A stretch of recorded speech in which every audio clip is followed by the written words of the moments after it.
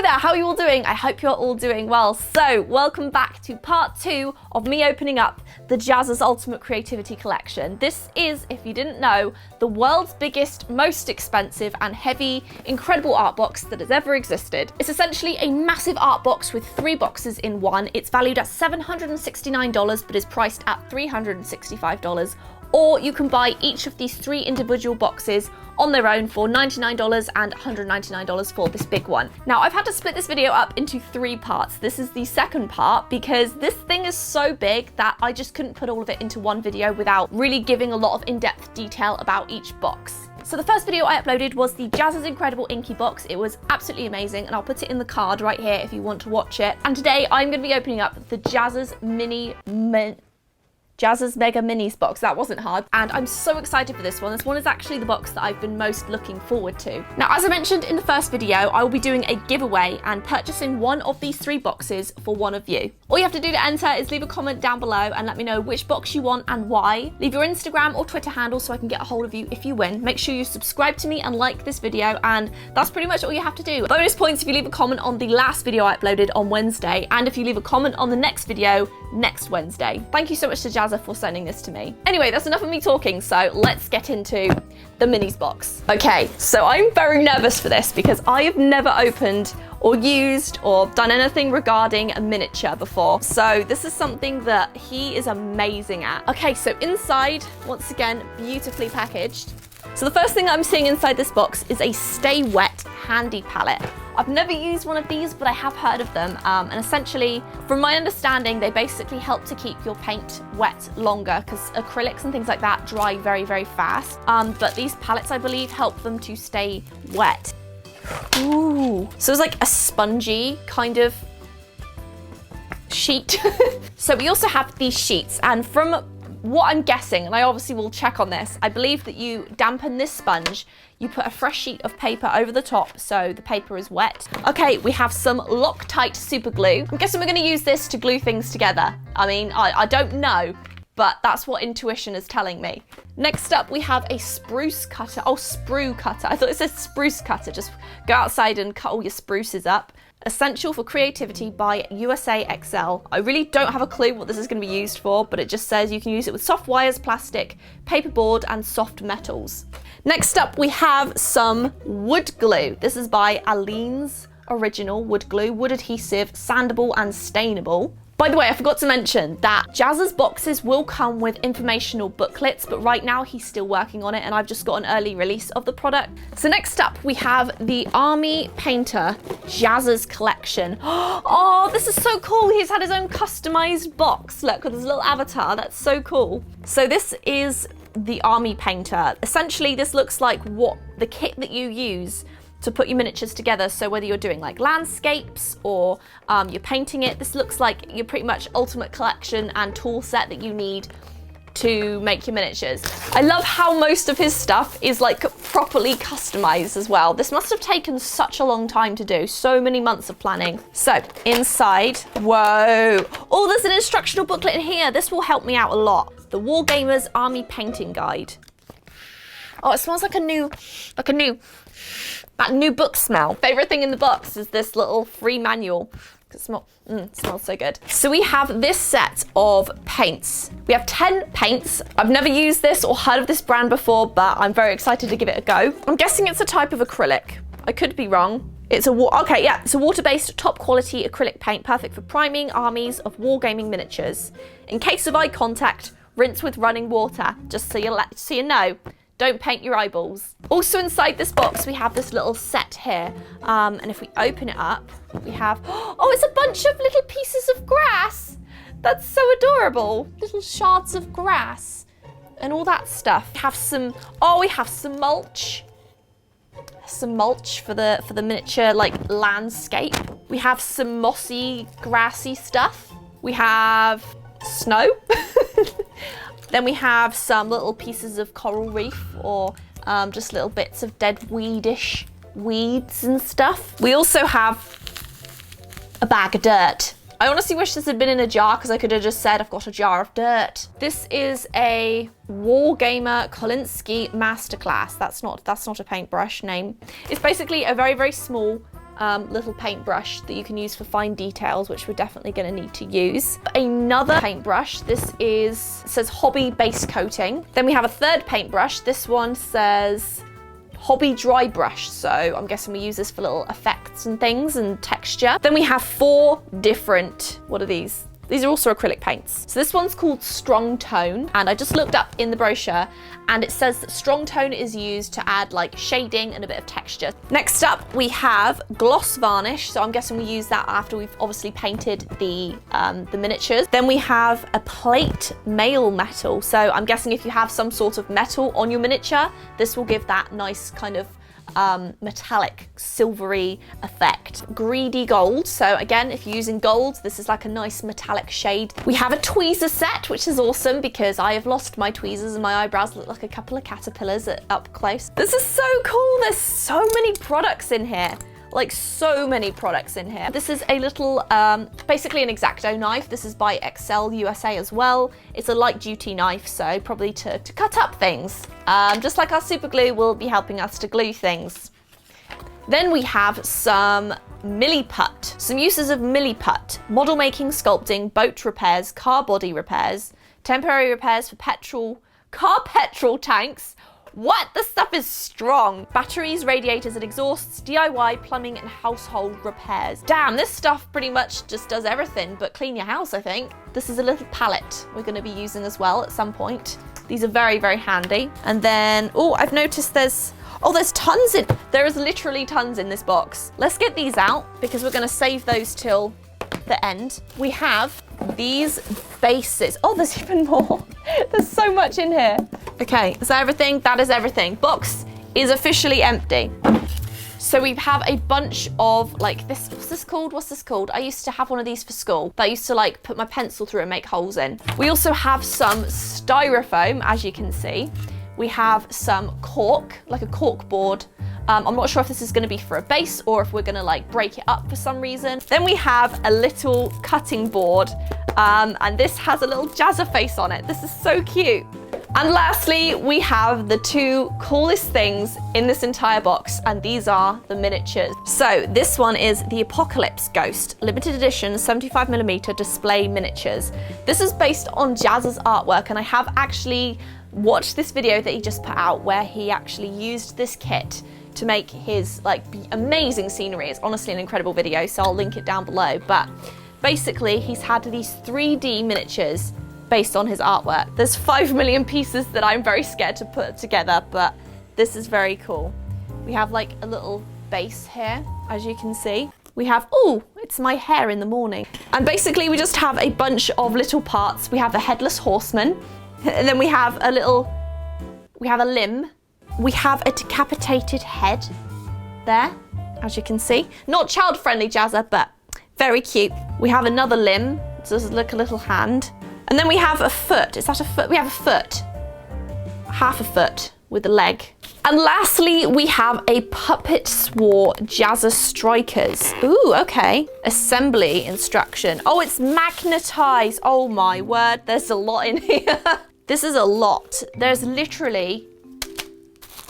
is tons and tons of stuff in this box. Like literally tons of it. So you basically have your little miniatures and they magnetize. You can magnetize the weapons, you can magnetize the other body parts by the looks of it. This is a little wing. I hope I didn't break that. Now, I'm not going to be using this particular set today. I think this is something for another day. But what I'm going to be focusing on today is the Apocalypse Ghost set. So that's everything inside the box. I'm really excited to get going and share with you the ideas that I have for this miniature set, because not only are we going to be painting the miniatures, but we're actually going to be putting it into a scene as well. And let's get started. Okay, so my plan for this was to kind of keep this theme of the figurine being blue. The only difference is, if you watch Jazz's video, he did this whole kind of apocalyptic style scene, and it was absolutely amazing. But what I thought I could do, because it's Halloween season, I could turn her into the Haunted Mansion bride. If you've never been on the ride before, it's basically this creepy bride that holds an axe. And I thought what I could do instead of like an apocalyptic Earth is have a small little graveyard scene around her, which is also based based on the Haunted Mansion ride. So I don't really know how I'm going to go about this. This is going to be a lot of experimentation. But basically, I'm just going to start off by trying to put these figurines together. The girl goes... How does she fit? Maybe she just glues in. I know that we use the super glue to glue in her legs. How does that work? Not like that. Where does her foot go? That is her foot, right? Wait. Am I doing this right? I'm very confused. Okay, I had a slight meltdown because the glue was still missing. Some little gnome probably come and stolen it. So my dad gave me some super glue that we already had. So I'm just gonna have to use that.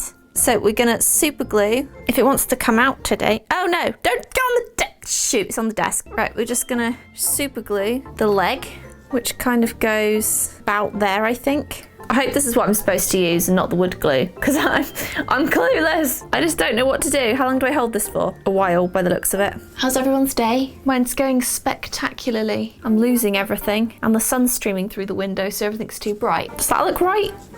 Is that how it's supposed to be? I can't tell. It's coming off. No, that's not worked. Okay, we're just gonna hold this for like 3 hours and then hope for the best. Ah, the super glue sucks. Okay, attempt number 2. Okay, I've stuck her leg on.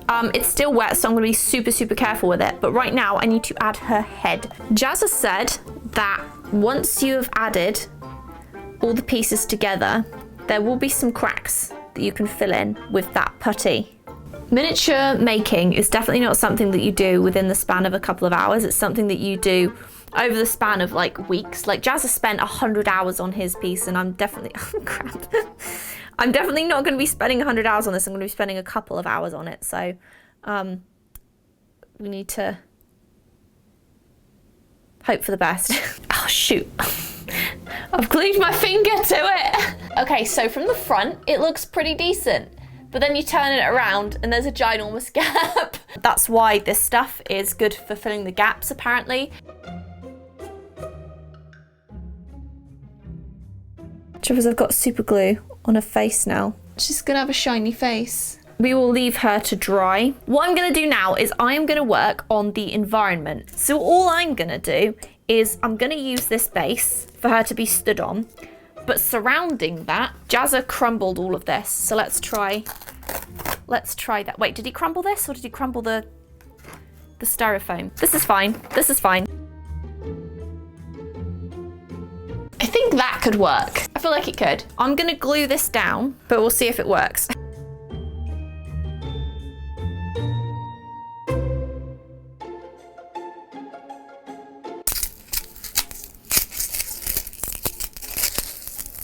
So I have some tissue here, and I'm wondering if I can just sort of like place it randomly and then just like use some wood glue. I feel like this is working pretty decently. I mean, I don't know how easy it's going to be to paint it, because at the end of the day it is tissue.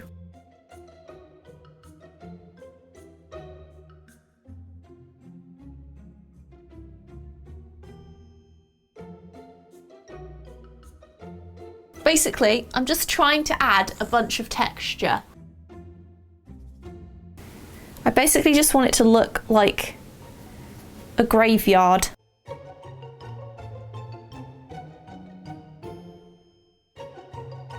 Okay, I'll tell you what I'm going to do now is I am going to try and make some little Haunted Mansion graveyard items. So we're going to put this to one side whilst that continues to dry. And we're going to attempt to use this now.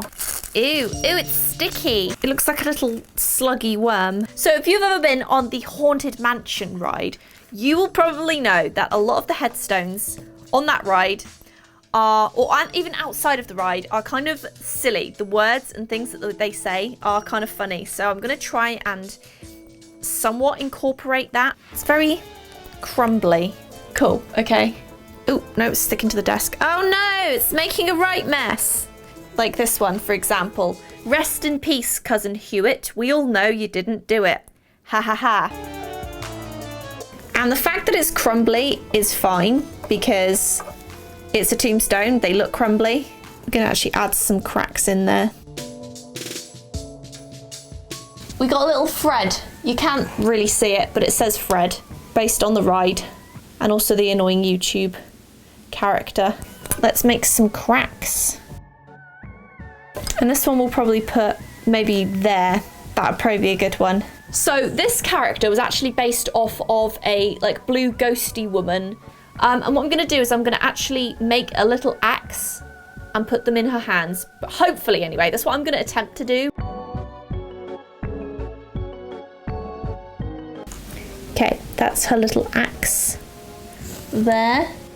Okay, so I've added the axe. It looks pretty awful, if I'm being honest, but I'm hoping with a bit of paint, I can somehow salvage it. Next up, what I need to do is I wanted to add a veil, but I'm kind of scared to do that now because I really just don't think I'm gonna be able to make it look any half decent. I don't want it to look like her hair, like a really dodgy hair job. There, if I make it do that, it kind of looks like it's floating in the wind a little bit.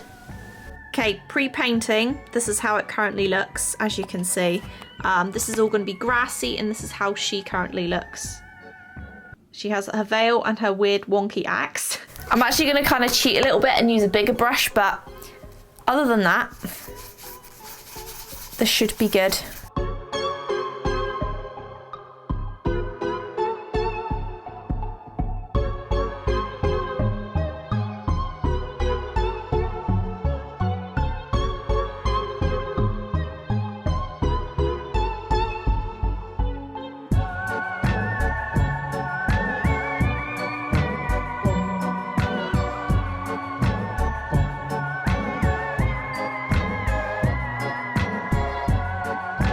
Gonna paint these to be like little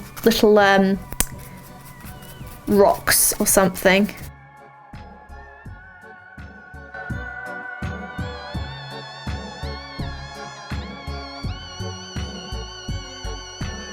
I think the corkboard texture definitely looks like some sort of headstone, so I'm quite happy with that. Okay, so now I've done like the basic shapes and colours of the little headstones here. I think what I'm gonna do is actually add some of this grass. It's like little blades of grass by the headstone there.